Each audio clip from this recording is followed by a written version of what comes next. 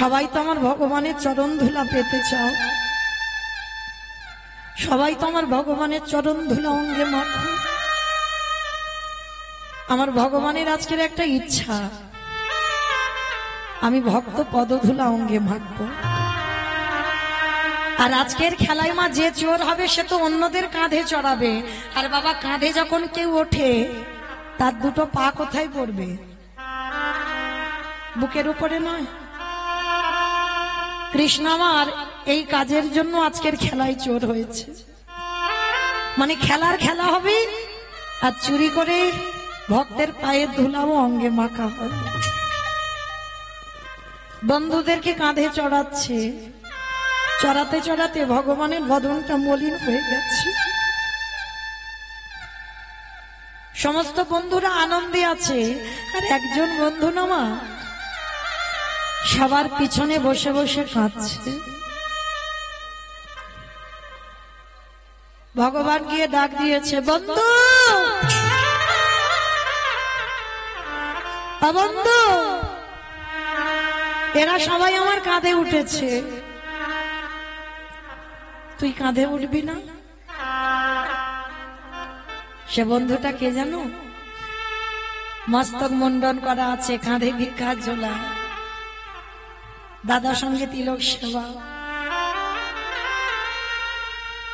কাঁধে একটা ভিক্ষার ঝোলা, হাতে একটা বেলের লাঠি, ব্রাহ্মণ ঘরের ছেলে, যার নাম হলো সুদামা। সুদামার কাছে কি বলছে, আয় আমার কাঁধে উঠবি আয়। সুদামা বলছে না। কানাই, এরা তোকে চেনে না, জানে না, তাই তোর কাঁধে উঠেছে, কিন্তু আমি তো জানি, আমি তো চিনি তোকে, আমি তোর কাঁধে উঠতে পারবো না। কেন? আমরা তো দুজন বন্ধু, কাঁধে উঠবে না কেন? বলে না, উঠবো না। কানাই, তুই আমায় ভুলে যেতে পারিস, কিন্তু আমি ভুলিনি তোকে। তুই তো আমার জ্যেষ্ঠ দাদা রামচন্দ্র, আর আমি হলাম তোর ভাই ভরত। সুদামা ত্রেতা যুগের ভরত বাবা।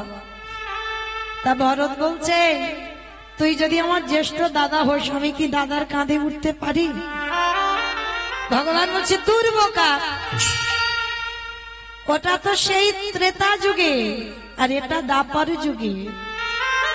ত্রেতা যুগে আমরা ভাই ভাই ছিলাম, এখন আমরা ভাই ভাই নয়, এখন আমরা বন্ধু বন্ধু। আয়। ভগবান জোর করে সুদামাকে কাঁধে তুলে নিয়েছে, আর যেই না কাঁধে তুলেছে না, সুদামার দুটো চরণ বুকে পড়েছে। সুদামা রে, তোর চরণ পাবার জন্য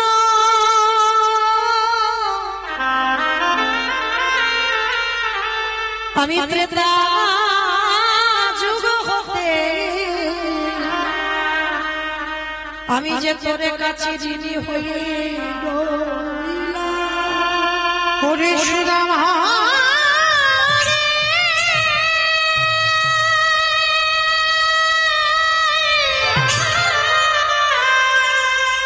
আমি যে ভক্ত বড়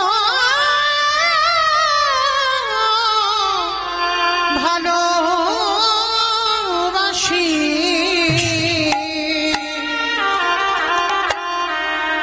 তাই ত্রেতা যুগে হতে আমি তোর কাছে ঋণী হয়ে আসি।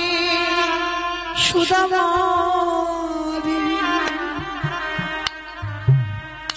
এই চরণ যতনে আজ আমি হৃদি ধরিলাম, আজ চরণ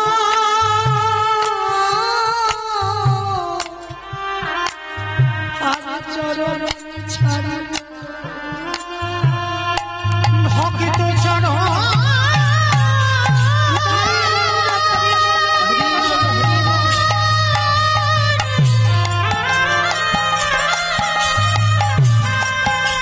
আমি ভক্ত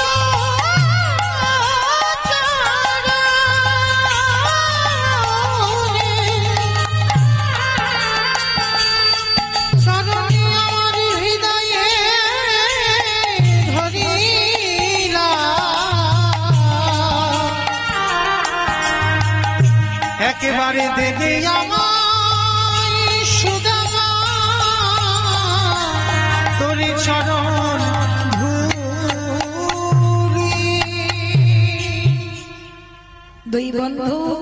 গোষ্ঠে আনন্দে খেলা খেলছিল। বিকাল হয়েছে, মা যে যার বাড়িতে গেছে। কিছুদিন পরে কৃষ্ণ পাঠশালায় ভর্তি হয়েছে অবন্তীনগরে সন্দীপনী মনির আশ্রমে। সুদামা বায়না ধরেছে, মা আমিও গুরু আশ্রমে যাব।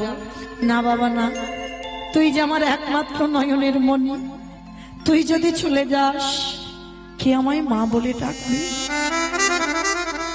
মা তুমি কেন ভুলে যাচ্ছ? মা একটা কথা বলি শোনো, আমি যদি পড়াশোনা করি বড় না হই, আমি যদি শিক্ষায় শিক্ষিত না হই, তাহলে সমাজ আমায় ভালোবাসবে না। আমি যাব আর গুরু আশ্রমে পড়াশোনা শেষ করে তোমার কাছে চলে আসবো। ঠিক আছে বাবা, তবে যা। আর যাবার সময় একটা কথা মনে রাখবি, জয় গুরু জয় গুরু জয় গুরু জয়, তুমি গুরু মাতা পিতা তুমি সর্বমা। জয় গুরু জয় গুরু জয় গুরু জয়, তুমি গুরু মাতা পিতা তুমি সর্বমা। আর যেই নামে সেই কৃষ্ণ আজ নিষ্ঠা করি, নামে রসকিত আপনি হরি। যেই নাম সেই কৃষ্ণ আজ নিষ্ঠা করি, নামের সহিত আছে নাম হরি শ্রী হরি। আর সত্যতে নারায়ণ তাতে নাম তারপরে শ্রী কৃষ্ণ করি ভগবান। জয় গুরু জয় গুরু জয় গুরু জয়, তুমি গুরু মাতা পিতা তুমি সর্বমা। একেবারে গুরু চরণে আশ্রয় করলেন সুদামা। আর যেই না গুরুদেবের চরণটা ধরেছে, গুরুদেব বললেন, আরে কে কে তুই? এমন করে আমার পা দুটো জড়িয়ে ধরছিস কেন? কে তুই? দূরে দাঁড়িয়ে দাঁড়িয়ে কৃষ্ণ আমার হাসছে। সুদামা, আমি চলে এলাম বলে তুইও থাকতে পারলি না, তুইও চলে এলি গুরু আশ্রমে। কৃষ্ণ গিয়ে বলছে, গুরুদেব গুরুদেব, ও আমার সুদামা, ও ব্রাহ্মণ ঘরের ছেলে, খুব ভালো ছেলে। গুরুদেব তোমার চরণে আশ্রয় দাও। শোনো কৃষ্ণ, তোমার কথা মতো ওকে আমি আশ্রয় দিলাম, তবে মনে রেখো, যদি কোনোদিন অন্যায় করে ভুল কাজ করে, সেদিন আমি ওকে এখান থেকে বের করে দেব। কৃষ্ণ বলল, গুরুদেব আমার সুদামা কোনোদিন ভুল করতেই পারে না, আমার সুদামা কোনোদিন ভুল করতে পারে না, তুমি জানো না, না করলেই ভালো, তবে যেদিন করবে আমি সেদিন ওকে এখান থেকে দূর করে দেব। আর এই গুরুদেবের স্ত্রী ছিল মহামায়া। মহামায়া ছুটে এসেছে, আর এসে সুদামাকে দেখে মনে হচ্ছে সেই 5 বছর আগে বাবা গুরুদেবের একটা ছেলে জলে ডুবে মরে গেছিল, যার নাম মধুমঙ্গল। সুদামাকে দেখতে একেবারে হুবাহুব মধুমঙ্গলের মতো। আর যেই না সুদামাকে দেখেছে, গুরুমা বলে উঠলেন, এই তো এই তো এই তো আমার হারিয়ে যাওয়া সন্তান। সুদামা বলছে, না মা, আমি তোমার মধুমঙ্গল নয়, আমি সুদামা। না, তুই আমার মধুমঙ্গল। আজকে থেকে তুই আমার ছেলে হয়ে আমার কাছে থাকবি, আমি অন্য কোথাও তোকে রাখবো না। যতদিন সুদামা ছিল না মা, ততদিন কৃষ্ণকে ছেলের জায়গা দিয়েছিল, আর সুদামাকে পেতে কৃষ্ণকে ঠেলে দিচ্ছে। মনে রেখো মা, এ জগতে যারা কৃষ্ণকে ঠেলে দেয় তাদের কি দুর্দশা হয় দেখো, আজকে লীলার মধ্যে প্রকাশ পাবে। তো আজকের সুদামা গুরুমার কাছে থাকে, কৃষ্ণ অন্য জায়গা থাকে। আশ্রয় পেয়ে গেল সুদামা আশ্রমে। কিছুদিন আশ্রমে থাকার পর গুরুমা বলছে, কৃষ্ণ রান্নাশালে একটাও কাঠ নেই বাবা, একটু কাঠ কুড়িয়ে এনে দে তো দেখি বাবা। হায়রে, যে বিশ্বের স্রষ্টা মালিক ভগবান, সে যাবে বাগানে কাঠ কুড়াতে।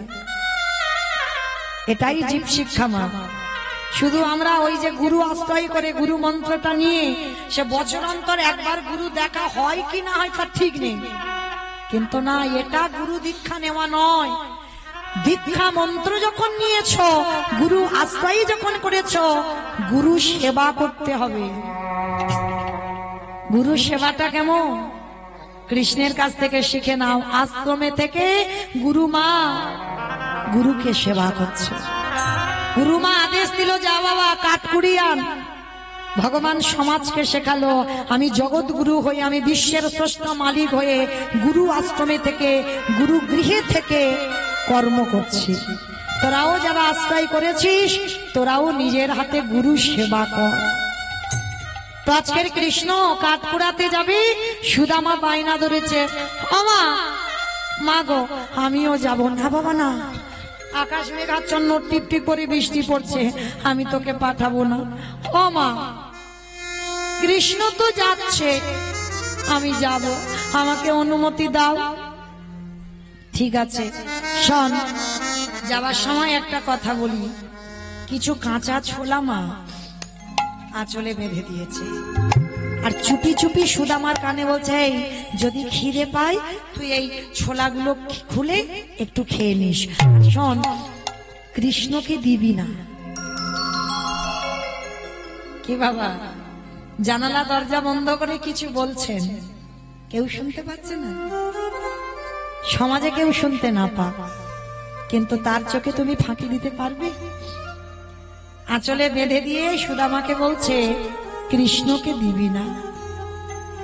অভিমান হলো ভগবানের। গুরুমা,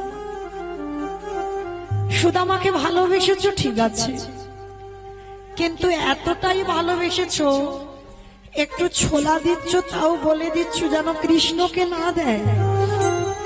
ঠিক আছে, কিন্তু গুরুমা তুমি বললে কি হবে? আমার সুদামা তো আমাকে দিয়ে তবে খাবে। দুই বন্ধু কাঠ কুড়াতে গেছে, টিপ টিপ করে বৃষ্টি পড়ছে। মা, সুদামা গাছের ডালে, কৃষ্ণ গাছের তলায় বসে আছে, আর সুদামা ডাকছে, কানাই আই না, দুই বন্ধু গাছের উপরে বসি। ভগবান বলছে, দেখ আমি তো গাছে উঠতে পারি না। হাই হাই, যে এক লাফ দিয়ে কদম্ব বৃক্ষের ডালে উঠে কালীয় নাগকে দমন করেছে, এক লাফ দিয়ে ব্রজগোপীদের কাপড় চুরি করে টাঙিয়ে রেখেছিল, পিড়ির উপরে পিড়ি দিয়ে তার উপরে দাঁড়িয়ে ক্ষীর শরণী মাখন পেরেছিল, সে নাকি আজকে এর গাছে উঠতে পারে না। আজকে আঁচলে বেঁধে রেখেছে, আর ওই গাছের ডালে বসে না সুদামার খিদে পেয়েছে। পুটলিটা খুলে একটা একটা করে সুদামা ছোলা খাচ্ছে, আর ছোলার খোসাগুলো গাছের তলায় পড়ছে কৃষ্ণের সামনে। ভগবান মনে মনে ভাবছে, হ্যাঁ রে, গুরুমা যেটা বললো তুই সেটা করলি, তুই আমায় না দিয়ে তুই একলা একলা খেয়ে নিচ্ছিস।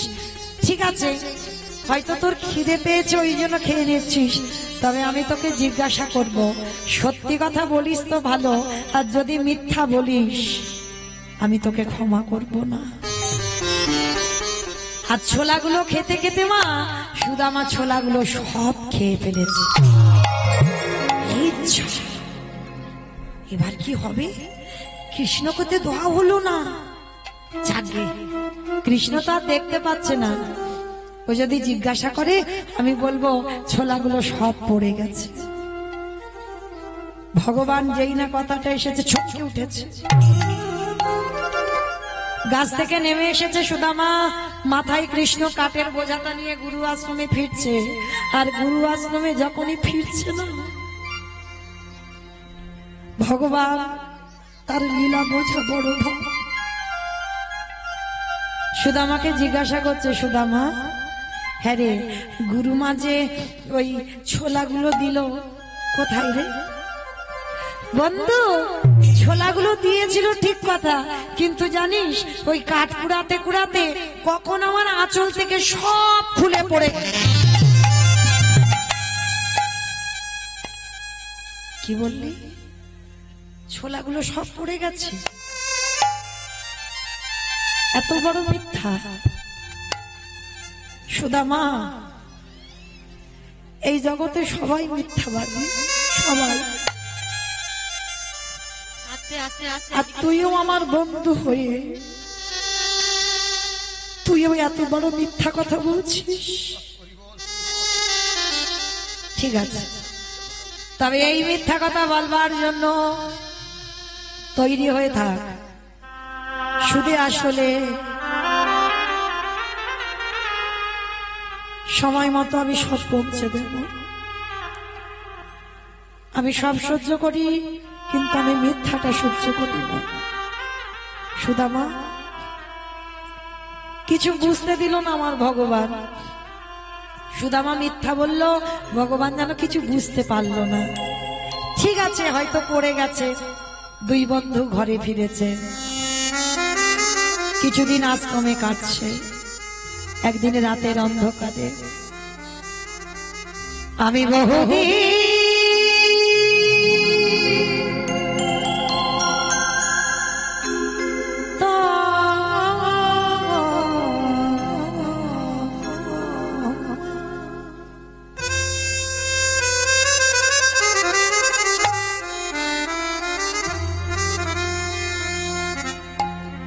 পথে ঘুরি নিরীহ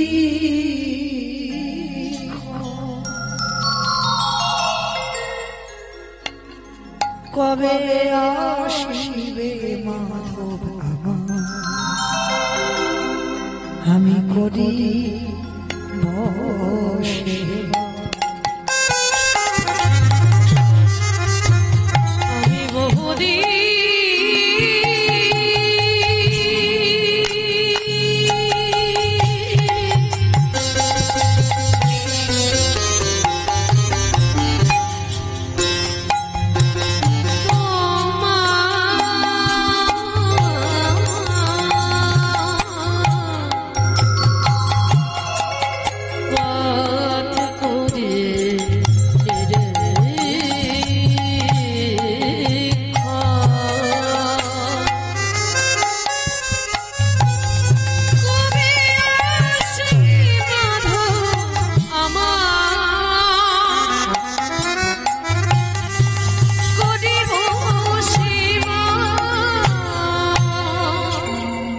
তোমার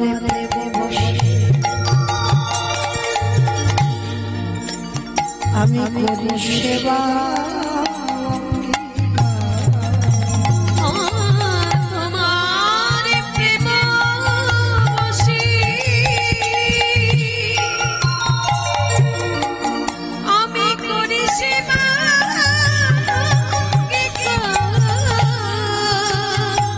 দশা